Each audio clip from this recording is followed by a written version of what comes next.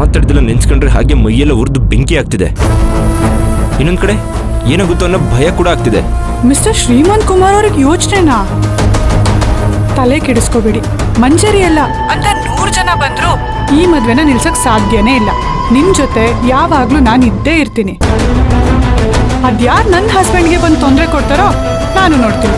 ನಿಜ ಅಲ್ಲ, ಈಗ ನಿಜವಾಗ್ಲೂ ಧೈರ್ಯ ಬಂದಂಗೆ ಆಗ್ತಿದೆ. ಮೈಯೆಲ್ಲ ಏನೋ ಒಂಥರ ಶಕ್ತಿ ಬಂದಂಗೆ. ಈ ರಾಕ್ಷಸರಿಗೆ ಶಕ್ತಿ ಬರುತ್ತಲ್ಲ ಹಾಗೆ. ಅಯ್ಯೋ, ಅದ್ ರಾಕ್ಷಸ ಶಕ್ತಿ ಅಲ್ಲ, ದೇವತೆಗಳಿಗೆ ಶಕ್ತಿ ಬರುತ್ತಲ್ಲ ಹಾಗೆ ಅಂತ ಹೇಳ್ಬೇಕು. ಹಾ, ಅದೇ ದೇವತೆಗಳಿಗೆ ಶಕ್ತಿ ಬರುತ್ತಲ್ಲ, ಮೈಯೆಲ್ಲ ಒಂಥರ ಎನರ್ಜಿ ಬಂದಂಗೆ ಆಗ್ತಿದೆ. ಈಗ ನೋಡಿ, ಮೈಂಡ್ ಸ್ವಲ್ಪ ರಿಲ್ಯಾಕ್ಸ್ ಅನ್ನಿಸ್ತಿದೆ. ಥ್ಯಾಂಕ್ಸ್ ಸಪ್ತಮಿ ಅವರೇ. ಥ್ಯಾಂಕ್ಸು ನನ್ಗಲ್ಲ, ನಮ್ಮ ಅಪ್ಪಂಗೆ ಹೇಳಬೇಕು. ನೀವು ಅಪ್ಸೆಟ್ ಆಗಿದ್ದೀರಾ ಅಂತ ಗೊತ್ತಾಗಿ ಅವ್ರು ಕಾಲ್ ಮಾಡಿ ಸಮಾಧಾನ ಮಾಡು ಅಂತ ಹೇಳಿದ್ರು.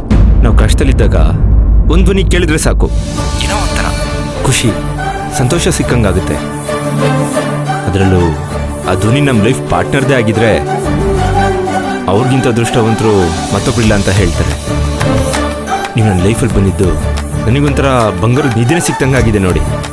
ಬಂಗಾರದ ನಿಧಿ ಸಿಕ್ತು ಅಂತಾನೆ ಅನ್ಕೊಳ್ಳಿ.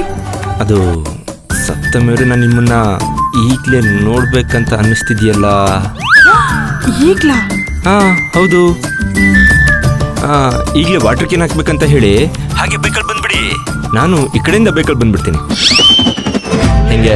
ಇದೇನೇನಾದ್ರೂ ಅಪ್ಪನಿಗೆ ಹೇಳಿದ್ರೆ ನನ್ನನ್ನು ಕಳ್ಸೋದ್ರ ಬದಲು ಅವರೇ ಕ್ಯಾನ್ ಹಾಕಿ ಬರ್ತೀನಿ ಅಂತ ಹೇಳ್ತಾರೆ. ಆಗ ನೀವು ನನ್ನನ್ನು ನೋಡಕ್ಕಾಗಲ್ಲ, ನಮ್ಮ ಅಪ್ಪನ ನೋಡ್ಬೋದು. ಓಕೆನಾ?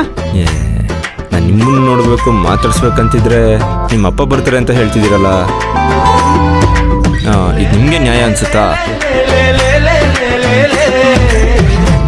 ಫಸ್ಟ್ ನಗೋದು ನಿಲ್ಸಿ, ಒಂದು ಪ್ಲಾನ್ ಹೇಳಿ. ಒಂದು ಐಡಿಯಾ ಇದೆ. ಏನು? ಬೆಡ್ ಮೇಲೆ ಮಲ್ಕೊಳ್ಳಿ, ಹಾಗೆ ಕಣ್ ಮುಚ್ಚಿದೆ ಆರಾಮಾಗಿ ನಿದ್ರೆ ಮಾಡಿ. ಕನ್ಸಲ್ಲಿ ಬರ್ತೀನಿ, ಅಲ್ಲೇ ಮಾತಾಡೋಣ. ಏನ್ ಸಪ್ತಮಿ ಹೀಗೆ ಹೇಳ್ತಿದ್ದೀರಾ? ಹೋಗ್ಲಿ, ಕನ್ಸಲ್ಲಾದ್ರೂ ಪಕ್ಕ ಬರ್ತೀರಾ ತಾನೇ? ಖಂಡಿತ ಬರ್ತೀನಿ. ಆರಾಮಾಗಿ ನಿದ್ರೆ ಮಾಡಿ. Good night. Good night.